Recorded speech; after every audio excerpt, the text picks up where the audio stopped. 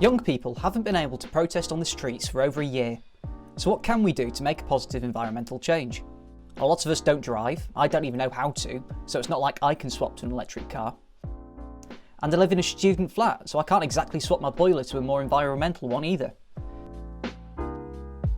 What do I know about boilers? So that's why I'm doing what I can, convincing someone with more money than me to do it for me. That's right, in this video I'm going to be having the sustainability talk with my parents. Who knows, at the end of it you might get some tips and tricks on how to approach it with your parents when you sit them down and try to convince them to live a more eco-friendly lifestyle. Or, more probably, you'll learn how not to do it.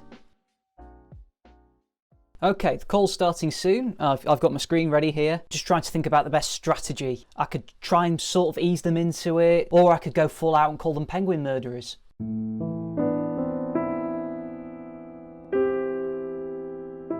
Hello, how are you two? Yeah, fine. Good. How are you? I'm alright. I've got a list of things to suggest. You might think the crap. That's up to you. The first one. Would you consider taking public transport more often and maybe ditching your car? Absolutely no chance whatsoever, ever. Why not? Because the only bus I will ever get on is taking you from the terminal to the airplane. Oh, that's not going to help with facts 2. Okay.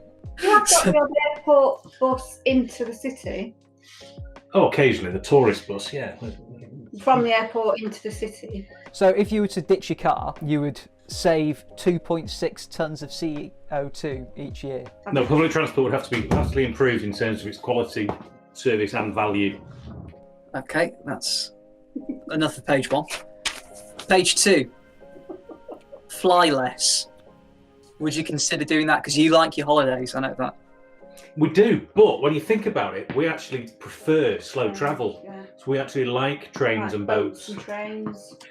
Well, all right, the 16 flights to enter around Europe and Tokyo were probably a good one, but... Quite happy on the train. Not concerned about, I don't know, possibly the number of penguins you've killed. I'm pretty sure, there may well be a knock-on effect, but I didn't actually sit there on a plane thinking, oh, there's another penguin. We don't fly that often. Dad had to fly for work, and there was no way around it. Yeah. Okay. Eating less meat. I do. I thoroughly enjoy vegetables. I enjoy all sorts of food.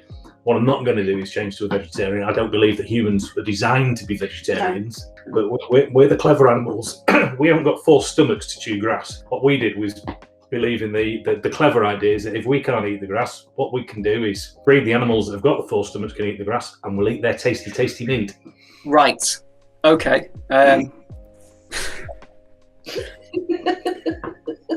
How about eating less red meat? Because they're supposed to be a lot worse for the environment. What I will say, you might come with cases, as we have older, I've got older, As we have older. no longer at home, we can treat ourselves more than we used to. So we will have the odd steak and nicer cuts and things like that. Whereas when we were having to feed families, it was chicken. That's it. But we're also, I'm quite confident that, especially in supermarkets like Morrison's, who do have the sustainability target, etc., their butchers, they do as much as possible are locally bred, locally butchered. You see, that is that an example of greenwashing, where they're saying they're doing all this, it's not actually very good. No. And also, we're not sponsored by Morrison's. Butchers are so expensive. Just can't afford to eat that. Outrageous. Yeah, but surely the prices would go down if everyone started eating all this. Well, No, Okay. supply and demand, the prices will go up. Okay. Of course I'm they not an economist. I don't know. I'm just trying to make you stop killing penguins. This gets me onto packaging. We're leading on to that. You're jumping ahead of the schedule. Right. will. Good questions. Number 4. This is shopping sustainable, not just meat. This is everything. So, first off, single-use plastics. So I went shopping today and so I bought like apples and things like that, and it was all just opening a bag, put them in the fruit bowl, packaging in the bin, and it was like, doing my head in a bit. It was like, Do you always remember your Hessian bags? do I always remember them? Yeah. Yeah, Yeah, I do. mum does, I don't. Yeah, because I buy a 35p plastic paper bag every time I go, which is not great, appreciated. Yeah, that's probably something you need to work on a little bit. I'd be quite happy buying plastic, the pouch refill type things, but a lot of them just don't do them. So it does seem to be quite often the ones that do the refills, they tend to be a little bit worthy. and most people don't want to go around smelling of patchouli oil, waving crystals around, saying, you know, we're saving the world. I know that's making a generalisation, but that's kind of where that element is coming from. I know what you mean.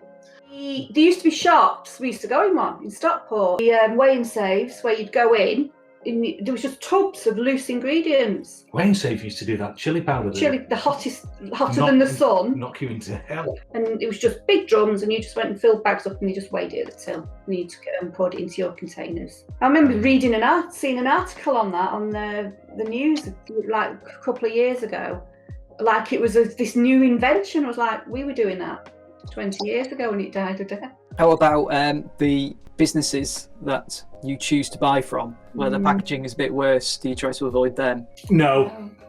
No. I can certainly buy from more sustainable things, like you can go to some of the craft type sites where you can buy things off independent retailers and that kind of thing. I'm sorry. When you order something and it's, what will it be? I don't know, a spatula. And you go, you can have that this evening. You go, I don't need a spatula this evening. You know, I could wait a few days for it. You see, you could do that. Why don't you just wait a few days? You don't need everything straight away. No, I do. You see, if I order something shiny, I need my shiny thing straight away. I'm going to have to use the penguin argument again. Yeah, penguins, turtles, you know, you name it. Unfortunately, my shiny thing at the moment is more necessary. You shop about 4 times a week? Yeah. I'm buying a lot more Brewdog. Right, not sponsored by Brewdog. Carbon negative brewery. Oh yeah. It's really difficult at times, but I'm trying to fight my way through it. How many trees have you planted now? I don't know, but I've drank a lot of Brewdog. Really, quite a stupid amount. But I'm going to keep fighting. I think there's a huge element across the entire population, and we sit and talk about it now and whatever, saying, let's save the environment. But actually, most people, us included, probably just say it a lot. That's basically, that is the purpose of this cult, right? That is to try and actually do something productive as opposed to just saying it. I think there's more, especially in our generation, the old generation, should be putting pressure on the big multinationals, those types. Yes. So next time there's a climate strike in Manchester, see you two there with your placards. No, not doing that. Okay.